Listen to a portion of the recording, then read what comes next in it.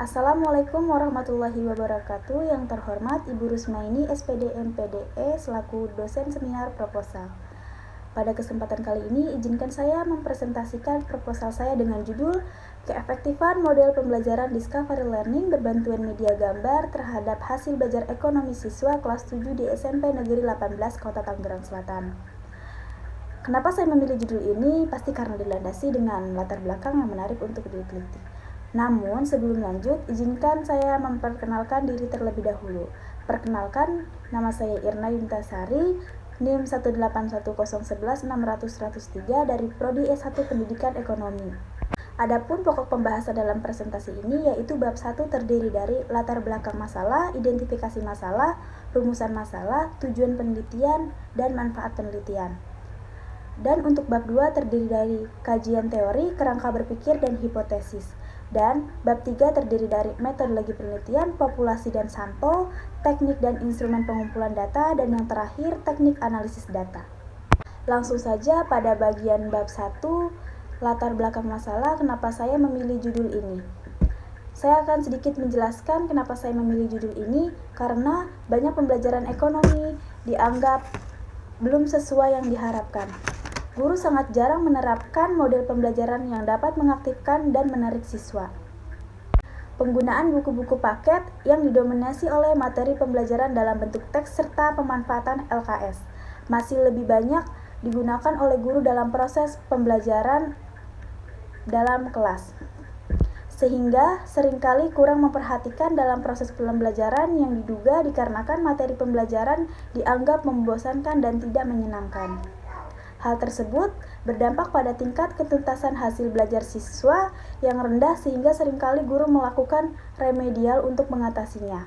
Rendahnya minat dan motivasi siswa sangat mempengaruhi hasil belajar dan dapat diketahui bahwa rata-rata hasil belajar mata pelajaran ekonomi hanya 20% yang mencapai KKM sebesar 70%.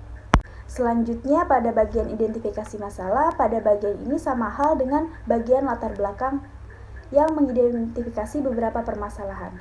Yang pertama, pembelajaran ekonomi belum sesuai yang diharapkan guru dalam menerapkan pembelajaran yang menarik dan mengaktifkan siswa. Siswa menganggap pembelajaran ekonomi sangat membosankan dan tidak menyenangkan. Yang kedua, berdasarkan hasil ulangan harian pelajaran ekonomi, hanya 20% yang mencapai KKM 70. Saya sebagai penulis menyimpulkan rumusan masalah berdasarkan latar belakang yang sudah saya jelaskan sebelumnya, maka rumusan masalah dalam penelitian ini adalah 1. Rata-rata hasil belajar ekonomi siswa kelas 7 eksperimen setelah pembelajaran menggunakan Discovery Learning berbantuan media gambar di SMP Negeri 18 Kota Tangerang Selatan sama dengan KKM 70. Yang kedua, apakah ketuntasan klasikal pada hasil belajar ekonomi siswa kelas 7 eksperimen setelah pembelajaran menggunakan Discovery Learning berbantuan media gambar di SMP Negeri 18 Tangerang Selatan melebihi 75%? Dan yang ketiga, apakah terdapat perbedaan yang signifikan rata-rata hasil belajar ekonomi siswa kelas 7 eksperimen dan kontrol di SMP Negeri 18 Kota Tangerang Selatan. Adapun tujuan penelitian yang hendak dicapai ialah 1. Untuk mengetahui rata-rata hasil belajar ekonomi siswa kelas 7 eksperimen setelah pembelajaran menggunakan Discovery Learning berbantuan media gambar di SMP Negeri 18 Kota Tangerang Selatan sama dengan KKM sebesar 70. Yang kedua, untuk mengetahui ketuntasan klasikal pada hasil belajar ekonomi siswa kelas 7 eksperimen setelah pembelajaran menggunakan Discovery Learning berbantuan media gambar di SMP Negeri 18 Kota Tangerang Selatan melebihi 75%.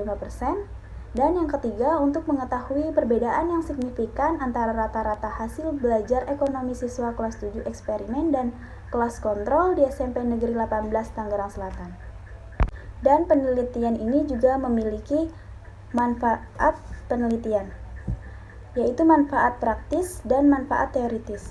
Manfaat teoritis dari penelitian ini adalah memberikan informasi, memberikan kontribusi pada pengembangan ilmu pengetahuan dan teknologi mengenai model pembelajaran Discovery Learning berbantuan media gambar, serta dapat digunakan berbagai acuan penelitian-penelitian yang relevan. Yang kedua, manfaat praktis ada 3 pihak, yaitu pihak siswa, pendidik, dan sekolah. Bagi siswa, meningkatkan hasil belajar melalui penerapan model pembelajaran discovery learning berbantuan media gambar. Dan bagi pendidik, mengembangkan dan menciptakan pembelajaran yang terampil dan inovatif dalam pembelajaran ekonomi. Bagi sekolah, yaitu sebagai pertimbangan dalam memotivasi guru untuk melaksanakan proses pembelajaran yang efektif dan efisien dengan menerapkan model pembelajaran discovery learning berbantuan media gambar. Selanjutnya, bab 2 pada bagian kajian teori, saya akan menjelaskan apa itu model pembelajaran discovery learning. Pembelajaran discovery learning adalah mengembangkan cara belajar efektif dan aktif dengan mendapatkan dan mengkaji sendiri. Maka hasil yang didapatkan bisa terus diingat. Dengan menggunakan metode pembelajaran ini, siswa juga dapat belajar berpikir, menganalisa, dan memecahkan masalah. Adapun keunggulan dan kekurangan. Keunggulan pembelajaran discovery learning yaitu yang pertama, peserta didik aktif dalam KBM atau kegiatan belajar mengajar karena mereka berpikir dan memakai kemampuan untuk bisa menemukan hasil akhirnya. Yang kedua, peserta didik memahami materi pembelajaran dengan baik karena mereka menjalani proses penemuan hasil sehingga mereka bisa mengingatnya terus. Sedangkan kekurangan model pembelajaran discovery learning ini ada 2. Yang pertama, peserta didik kurang pintar akan merasa sulit berpikir dan melakukan hal lain yang berkaitan dengan pembelajaran yang dilakukan dan membuat mereka frustasi. Yang kedua, tidak efektif apabila diterapkan dalam pembelajaran ke banyak siswa karena dibutuhkan waktu yang sangat banyak atau tak singkat untuk membuat mereka menemukan pemecahan masalah yang disajikan. Selanjutnya, sesuai judul yang saya buat, saya menggunakan model pembelajaran discovery learning ini berbantuan media gambar. Media gambar adalah media yang berfungsi untuk menyampaikan pesan yang berkaitan dengan materi pembelajaran melalui gambar dan tujuan untuk menarik perhatian, memperjelas materi, fakta, dan informasi. Adapun manfaat dari media gambar yaitu mempermudah pemahaman pengertian siswa, memperbesar atau memperjelas bagian penting atau yang kecil sehingga dapat diamati, memunculkan daya tarik pada diri siswa, dan yang terakhir menyingkat suatu uraian informasi diperjelas dengan kata-kata mungkin membutuhkan uraian panjang. Selanjutnya ada hakikat hasil belajar siswa. Hasil belajar siswa ekonomi ialah terjadi perubahan tingkah laku pada diri siswa yang dapat diamati dan diukur dalam bentuk perubahan pengetahuan, sikap dan keterampilan serta tingkat penguasaan yang dicapai siswa dalam mengikuti proses belajar mengajar ekonomi. Perubahan tersebut dapat diartikan sebagai terjadinya peningkatan dan pengembangan yang lebih baik dari sebelumnya dari siswa yang tidak tahu menjadi tahu. Adapun faktor pengaruh hasil belajar siswa ada 3. Yang pertama, faktor internal. Faktor internal adalah faktor yang berasal dari dalam diri siswa itu sendiri, seperti aspek fisiologis dan aspek psikologis. Yang kedua, faktor eksternal adalah faktor yang berasal dari siswa yang meliputi faktor lingkungan, sosial, dan lingkungan non-sosial atau instrumental. Dan yang ketiga, faktor pendekatan belajar.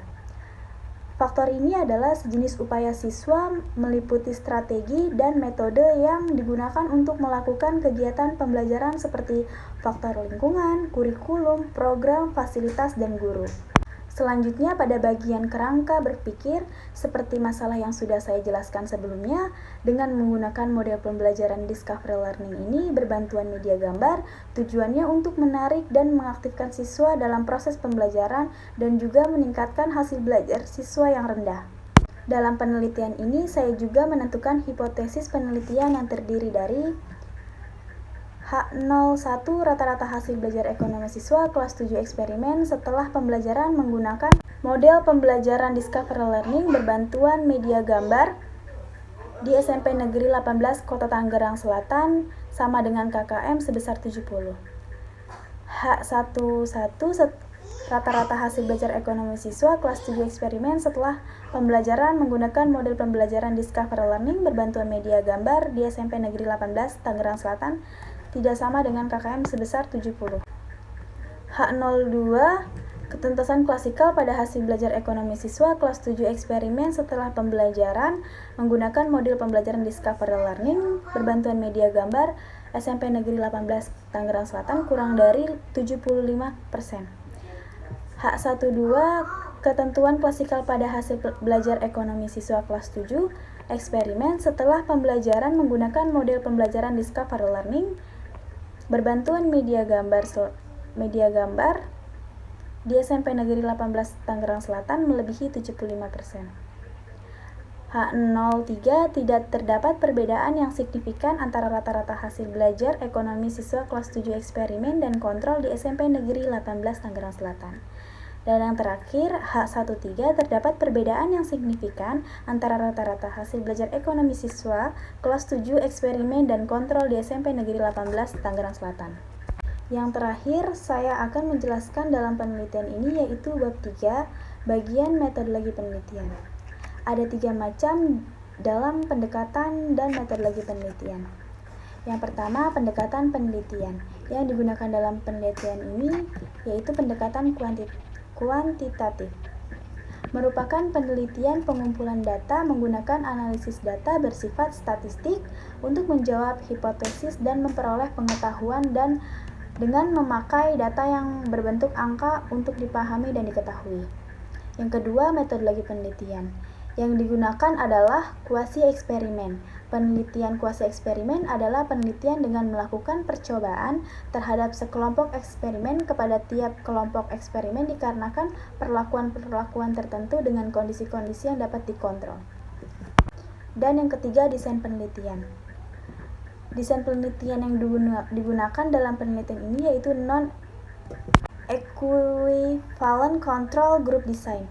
Dalam penelitian ini akan terdapat 2 kelompok yang tidak dipilih secara random. Keduanya kemudian diberi pretest untuk mengetahui keadaan awal dan perbedaan antara kelompok eksperimen dengan kelompok kontrol. Hasil pretest yang baik adalah bila nilai kelompok eksperimen dalam kelompok kontrol tidak berbeda secara signifikan. Dalam penelitian ini saya juga menentukan populasi dan sampel. Populasi adalah wilayah generalisasi yang terdiri atas objek atau subjek yang mempunyai kualitas dan karakteristik tertentu yang diterapkan oleh peneliti untuk dipelajari dan kemudian ditarik kesimpulannya. Yang kedua, sampel. Sampel adalah bagian dari karakteristik dan jumlah dari populasi. Sampel adalah bagian keseluruhan serta karakteristik yang memiliki oleh sebuah populasi yang akan diteliti yang sudah tentu mampu secara representatif dapat mewakili populasinya. Untuk teknik pengambilan sampel yang digunakan dalam penelitian ini adalah cluster random sampling. Selanjutnya ada teknik dan instrumen pengumpulan data. Teknik pengumpulan data yang digunakan dalam penelitian ini adalah berupa tes dan instrumen butir soal. Dan instrumen yang digunakan berupa butir soal. Analisis butir soal bisa membantu para pengguna tes dalam mengevaluasi tes-tes yang digunakan. Analisis butir soal ialah kegiatan penting yang menyusun soal agar diperoleh butir soal. Kegiatan ini merupakan proses pengumpulan, peringkasan, dan penggunaan informasi dari jawaban siswa untuk membuat keputusan tentang setiap penilaian. Dan yang terakhir dari penelitian saya yaitu teknik analisis data. Teknik analisis data yang pertama yaitu statistika deskriptif, yaitu merupakan bidang ilmu statistika yang mempelajari cara-cara pengumpulan, penyusunan, dan penyajian data suatu penelitian. Statistik deskriptif adalah bagian dari ilmu statistik yang meringkas, menyajikan, dan mendeskripsikan data dalam bentuk yang mudah dibaca sehingga memberikan informasi yang lebih lengkap. Yang kedua, statistika inferensial adalah merupakan suatu metode yang dapat dipakai untuk bisa menganalisis kelompok kecil dari data induknya maupun sampel yang diambil dari populasi. Baik, itu saja yang bisa saya paparkan dalam proposal saya. Semoga apa yang saya sampaikan dapat dimengerti dan dipahami oleh Bapak dan Ibu dosen dan teman-teman saya yang sudah mendengarkan. Banyak kesalahan dan kekurangan dalam presentasi ini, semoga dapat dimaklumi. Sekian presentasi saya ucapkan terima kasih. Wassalamualaikum warahmatullahi wabarakatuh.